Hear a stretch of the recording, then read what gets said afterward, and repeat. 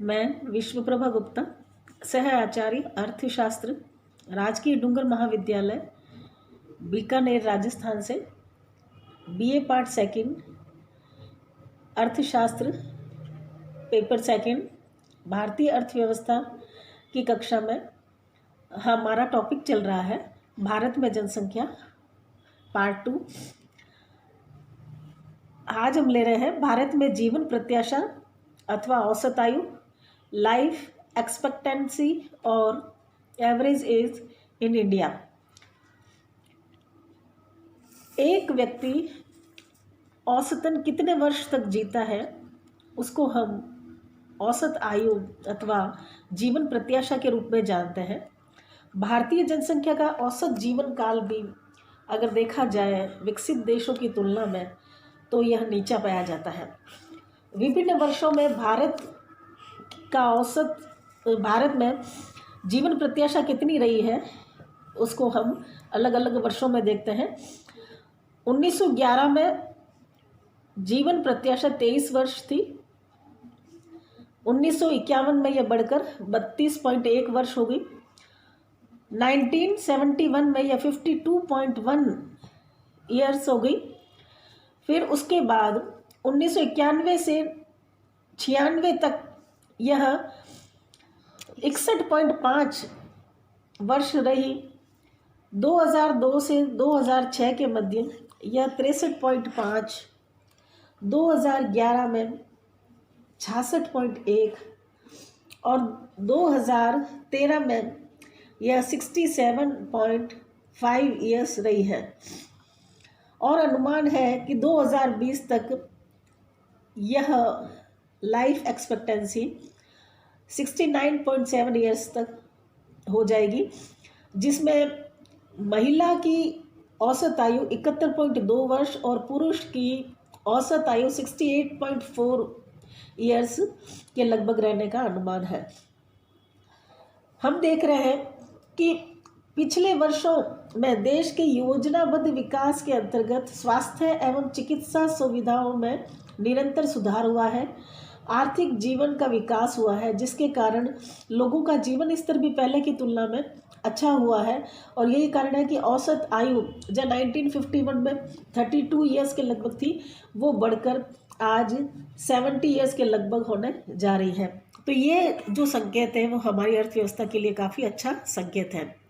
अगर हम विकसित देशों की बात करें तो अमेरिका में यह 78 to 79 वर्ष है।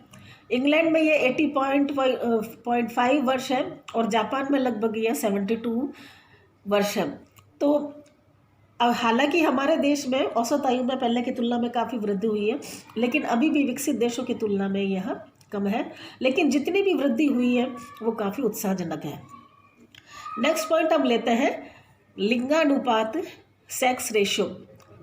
सेक्स रेशियो का मतलब है कि प्रति 1000 पुरुषों पर महिलाओं की संख्या कितनी है, उसको हम लिंगानुपात के रूप में जानते हैं। अगर हम 1901 की बात करें तो 1901 में लिंगानुपात 972 था, यानी कि 1000 पुरुषों पर स्त्रियों की जो संख्या थी वह 972 के लगभग थी। 1951 में यह पहले की तुलना में कम होकर 946 हो गई। फिर 1971 में यह 930, 1981 में यह 934, फिर 1991 में यह 927 रही है।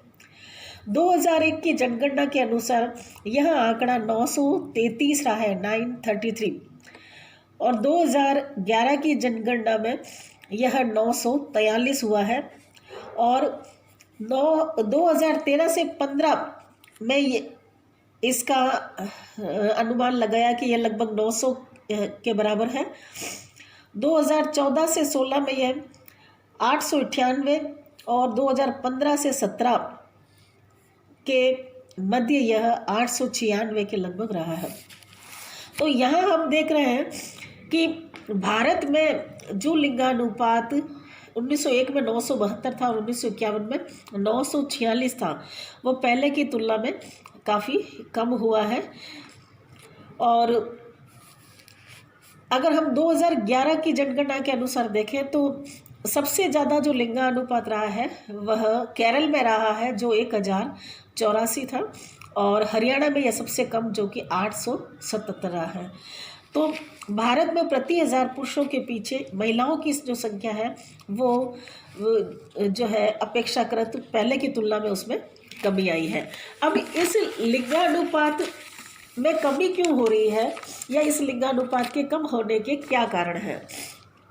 उसमें सबसे पहली बात है कि हमारे यहाँ लड़कों को लड़कियों की अपेक्षा अधिक महत्व दिया जाता है।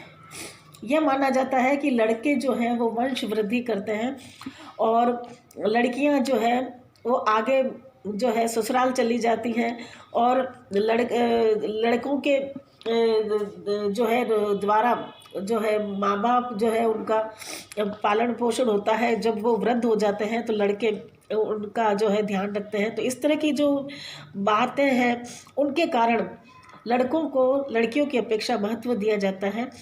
दूसरी बात, बाल विवाह की प्रथा हालांकि अब काफ़ी खत्म हो चुकी है, लेकिन फिर भी गाँवों में अभी भी बाल विवाह होते हैं, जिसके कारण से कम उम्र में ही प्रसव होने के कारण जो है महिलाओं की मृत्यु हो जाती है। और तीसरी बात यह कि शिक्षा का प्रसार कम होने के कारण, और हम देखते हैं कि स्त्रियों की जो आर्थिक स्वतंत्रता है वह भी लिंगानुपात कम होने का एक मुख्य कारण है। तो ये कुछ कारण हैं जो बताते हैं कि भारत में लिंगानुपात कम क्यों है। नेक्स्ट पॉइंट हम लेते हैं लिटरेसी, साक्षरता। साक्षरता से अभिप्राय उन व्यक्तियों की संख्या से है जो किसी न किसी भाषा को लिख सकते हैं, पढ़ सकते हैं और उसको समझ सकते हैं। 1951 में अगर हम देखें तो साक्षरता की जो दर थी वो 16.6% थी, काफ़ी कम थी। 1971 में ये 29.35% रही। 1981 में यह 36.2%, 1991 में यह 52.1%, और 2011 की जो सेंसस रही है उसमें यह 73% आई है, जो कि बहुत ही अच्छा संकेत है कि हमारे यहाँ पर साक्षरता दर में निरंतर वृद्धि हो रही है और पहले की तुलना में ज़्यादा लोग साक्षर होते जा रहे हैं। और 2011 में ही महिलाओं की जो साक्षरता दर रही है वो 64.6 रही है, जबकि पुरुषों की 80.9% रही है। और अगर हम राजस्थान की पर्टिकुलर बात करें तो राजस्थान में साक्षरता दर राष्ट्रीय औसत से काफ़ी कम है, जो 66.1% है, और उसमें भी महिलाओं की साक्षरता दर काफ़ी कम है, जो कि 52.66 है, जबकि पुरुषों की साक्षरता दर राजस्थान में 80.5% है। तो इस तरह से हमने साक्षरता दर को देखा। नेक्स्ट हम लेते हैं जनसंख्या का व्यावसायिक वितरण, occupational distribution of Indian population. Bharat की कार्यशील जनसंख्या 2011 में 48.2 करोड़ की लगभग थी, जो कुल जनसंख्या का 39.2% भाग था। उसका व्यावसायिक वितरण हम 3 अलग अलग वर्गों में करते हैं, चूँकि हम अर्थव्यवस्था को 3 क्षेत्रों में बांटते हैं। तो प्राथमिक क्षेत्र सबसे पहला, जिसको हम प्राइमरी सेक्टर कहते हैं, इसके अंतर्गत हम कृषि, पशुपालन, वन, खनन एवं मत्स्य पालन आदि को लेते हैं।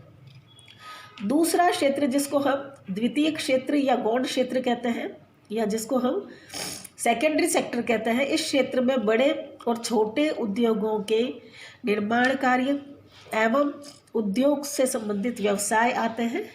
और तीसरा जो सेक्टर है उसको हम तृतीय क्षेत्र या सेवा क्षेत्र भी कहते हैं, जिसको टर्शियरी सेक्टर और सर्विस सेक्टर भी कहते हैं। इसके अंतर्गत व्यापार, वाणिज्य, परिवहन, संचार, बीमा आदि जो है सेवाएं आती हैं।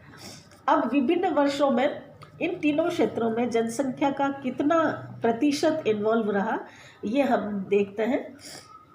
1901 में जनसंख्या का 71.8% भाग जो था वो प्राथमिक क्षेत्र में लगा हुआ था, 12.6% भाग द्वितीय क्षेत्र में और 15.6% भाग तृतीयक यानी कि सर्विस सेक्टर में लगा हुआ था।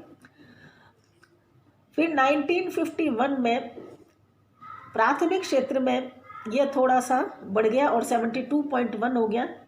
द्वितीय क्षेत्र में यह कम होकर 10.6% और सर्विस सेक्टर में यह बढ़कर 17.3% हो गया। उसके बाद 1971 में यह प्राथमिक क्षेत्र में 72.1%, द्वितीय क्षेत्र में 11.2% और तृतीय क्षेत्र में 16.7% रहा। 1991 की जनगणना के अनुसार हम देखें तो प्राथमिक क्षेत्र में यह अनुपात पहले की तुलना में घटकर 67% हो गया। द्वितीय क्षेत्र में यह अनुपात बढ़कर 13% और तृतीय क्षेत्र में भी यह अनुपात बढ़कर 20% हो गया। 2001 में प्राथमिक क्षेत्र में यह और घटकर 65%, द्वितीय क्षेत्र में बढ़कर 14% और तृतीय क्षेत्र में भी बढ़कर 21% हो गया। और 2011-12 की अवधि में प्राथमिक क्षेत्र में यह अनुपात पहले से और कम हो गया और यह 51.7% रह गया। द्वितीय क्षेत्र में यह अनुपात 21.8% और तृतीय क्षेत्र में यह 26.5% हो गया। हम देख रहे हैं कि जैसे जैसे समय गुजर रहा है प्राथमिक क्षेत्र में पहले की तुलना में जनसंख्या का कम भाग इन्वॉल्व है या कार्यरत है, तो यह एक तरह से अच्छा ही संकेत है। जबकि हम देख रहे हैं कि तृतीय क्षेत्र में जो है वो परसेंटेज निरंतर बढ़ रहा है, जो कि अर्थव्यवस्था के विकासशील होने का द्योतक है या विकास करने का द्योतक है। तो इस तरह से हम देख रहे हैं कि जनसंख्या का तीनों क्षेत्रों में किस प्रकार वितरण किया हुआ है। तो आज हम इतना ही रखते हैं। Thank you.